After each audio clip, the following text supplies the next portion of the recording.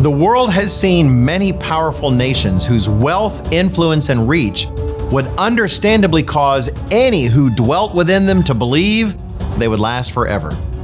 Yet the path of history is strewn with their ruins.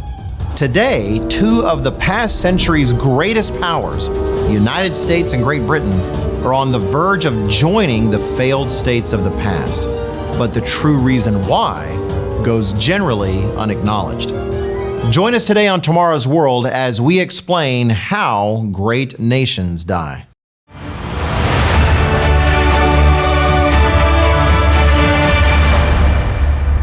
While many would perhaps rather not admit it, much of the modern world has been crafted over the past century by the economic, military, and cultural success the United States, Britain, and British-descended nations of the world have experienced. As U.S. foreign policy expert Walter Russell Mead said in his insightful 2007 book, God and Gold, Britain, America, and the Making of the Modern World, it is unpardonably vulgar to say so. But in 300 years of warfare, the English-speaking powers keep winning. To put this another way, either the British or the Americans or both have been on the winning side of every major war in which they have participated since the late 17th century. That history of victory shapes the world we live in. The Anglo-Saxon powers did not just win wars, they changed the way the world lives, thinks, and organizes itself as much as any of the great civilizations of the past. It's true, the United States, Great Britain, and the other English-speaking nations of the world have had an incredible impact on world culture and way of life, completely out of proportion to their size. The United States in particular has been the sole remaining superpower of the Cold War era, a financial juggernaut and a military power the likes of which the world has rarely seen before, if ever. But things change. The higher the climb, the farther the fall. Let's briefly take a look at only one indicator of the current strength of these great nations, their economic status. The wealth of the United Kingdom was once considered the envy of the entire world, and today the United States is still considered by many to be the chief financial engine powering the world's economies. But just how trustworthy is that engine? Looking under the hood to examine more closely, or under the bonnet for our friends in the UK, doesn't give cause for hope. It's hard to report on American national debt because it is growing so quickly that numbers quickly become outdated. But as of right now, as I'm recording this program, that debt is more than $30 trillion. That's more than $97,000 for every single living, breathing citizen of the U.S., from the newborn to the elderly. That means that the U.S. public debt is currently about 120% of its gross domestic product, the financial output of the nation. And as noted by the nonpartisan Peter G. Peterson Foundation, within 10 years, net interest costs, note, interest costs, will exceed federal spending on crucial programs like Medicaid and national defense.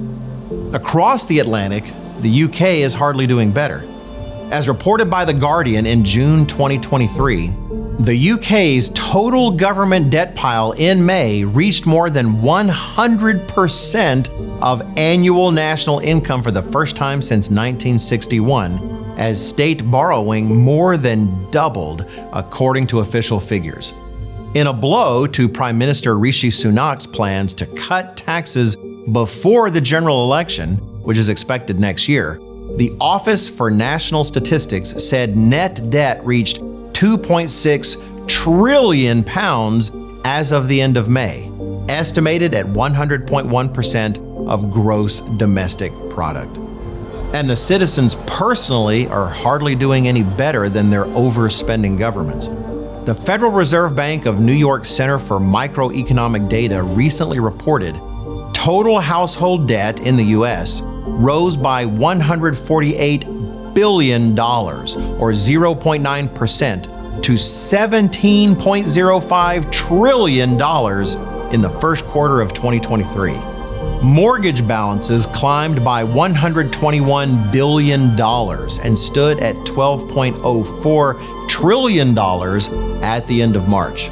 Auto loan and student loan balances also increased to $1.56 trillion and $1.60 trillion respectively. But credit card balances were flat at $986 billion. Of course, economic troubles are only one sign of a nation's declining health and power. We could spend the rest of our program today looking at others. For instance, the U.S. military continues facing humiliation after humiliation after scarring images of the nation's withdrawal from Afghanistan and recruitment programs that seem more devoted to recruiting social justice warriors and drag queens than maintaining the top fighting force in the world. As for the UK, the Times reported in May 2023 that Germany was preparing to spend more on national defense than Britain for the first time in modern history. The same Germany whose gross domestic product is around 30% larger than the UK's. Where the Anglo powers once seemed to govern the course of the world, when the US was seeking Saudi support for its actions intended to punish Russia for its invasion of Ukraine, news agencies around the world reported that the Saudi leaders would not even take US President Joe Biden's phone call. History is clear. No great nation, no great empire lasts forever. Yet the real reason they die tends to be ignored. For truly great globe-girdling nations, one source of downfall and demise rises above them all: moral decay. In this area, we can learn a lot from ancient Rome. The Republic of Rome and the empire that grew out of it ruled a large portion of the world for a millennium. Its might was unparalleled in its day. But what is left of it today? Ruins, ruins, and more ruins. And while many point to overexpansion, economic policy, military spending, and other causes of Rome's fall, the truth of the matter is that before the borders of Rome could be breached by the forces that would destroy it, it was already rotting within due to decadence and moral degradation. Many historians testify to the problem, including Roman historians themselves. Writing only a handful of years before the birth of Jesus Christ, the ancient Roman historian Livy was well aware, even then, that Rome had fallen from its greatest heights, and expresses in Book 1, Chapter 1 of his History of Rome his hope that each reader will consider gravely what he has recorded of his own people. I would have every man apply his mind seriously to consider these points, what their life and what their manners were. As discipline gradually declined, let him follow in his thoughts their morals, at first as slightly giving way, anon how they sunk more and more, then began to fall headlong until he reaches the present times, when we can neither endure our vices nor their remedies. The renowned Roman historian Tacitus pulled few punches in addressing the moral state of his people. Writing around 115 AD in his famous passage mentioning the crucifixion of Christ, Tacitus was no fan of Christianity, calling it a deadly superstition. But his description of his nation's capital is noteworthy. Observing how Christianity was only temporarily slowed down when Christ was crucified, but then mysteriously sprang back to life, more dynamic than before, he writes that it erupted again not only in Judea, but even in Rome, to which all that is dreadful or shameful in the world flows and here is celebrated. Of course, one day, Tacitus will learn it wasn't just the faith of Christians that sprung to life again suddenly, but their Savior as well. Finally, consider Seneca, one of the most celebrated Roman philosophers and writers in Roman history. Born in 4 BC and living as a contemporary of the first Christian disciples.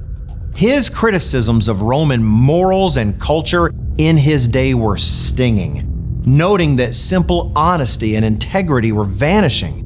such that mere agreements between men were no longer sufficient, requiring lawyers and legal papers to be drawn up to require individuals to live up to their ends of the deal. Oh, what a shameful admission of the dishonesty and wickedness of the human race, he writes. More trust is placed in our seal rings than in our consciences. As for the state of marriage and family in Rome at the time, Seneca writes, "Is there any woman that blushes at divorce now that certain illustrious and noble ladies reckon their years not by the number of consuls, but by the number of their husbands, and leave home in order to marry, and marry in order to be divorced? Is there any shame at all for adultery now that matters have come to such a pass that no woman has any use for a husband except to inflame her paramour?" Seneca noted that marital fidelity had become extinct, and the lack of shame in adultery and fornication only meant that the rot of promiscuity spread further and faster. His observations matched those of a near contemporary, the Roman poet Martial, who implied marriage in Rome had essentially become legalized adultery. Such ancient accounts fit well with the observation of famed English historian Edward Gibbon, whose classic work, The History of the Decline and Fall of the Roman Empire, paints a picture of a nation whose leaders became degenerate in character and whose military legions brought back corrupting vices and immoral practices from the lands they conquered. Before Rome became a ruin on the outside, it had become a ruin within, and the death of that great nation became assured. A morally corrupt nation cannot suppose that it will last, and moral corruption causes great nations to die. And my friends, this is vital to understand because America and Britain and those nations which have descended from her are in a moral freefall. As explained in detail in today's free resource, The United States and Great Britain in Prophecy, they have turned their backs on the God who blessed them and are actively, even aggressively, turning their backs on His laws. Let's examine just a handful of biblical guidelines and compare them to current American and British culture to see how we measure up. God stresses in His Word the importance of family and the marriage bond between husband and wife. In Exodus 20, the 5th commandment reads, "Honor your father and mother, that your days may be long upon the land which the Lord your God is giving you." Elsewhere in Leviticus 19 and verse 32, we read, "You shall rise before the gray-headed and honor the presence of an old man and fear your God. I am the Lord." The 7th of the 10 commandments teaches the same principle expounded by the Apostle Paul in Hebrews 13:4. "Marriage is honorable among all, and the bed undefiled. But fornicators and adulterers God will judge." And in passages such as Matthew 19, verses 4 through 6, Jesus Christ reaffirms the definition of marriage as designed in Genesis 2, a union between one man and one woman for life.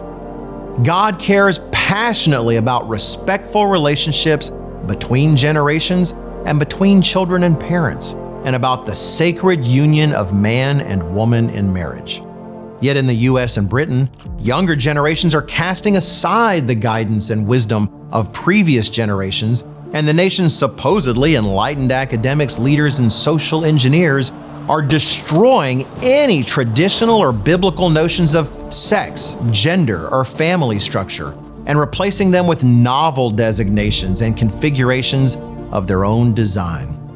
One effect of neglecting God's design of and laws regarding the family, believe it or not, is economic. In a 2008 study, the Institute for American Values concluded, "We estimate that family fragmentation costs U.S. taxpayers at least $112 billion each and every year, or more than $1 trillion each decade." And that was their conservative estimate. To put this in perspective, by some estimates, that amount is the same as the total cost of the United States war in Afghanistan. In the UK, the cost of family breakdown is estimated at more than 50 billion pounds per year, or more than 60 billion US dollars. But of course, the real cost of broken families is not measured in dollars, but in the damage it wreaks on the people of a nation.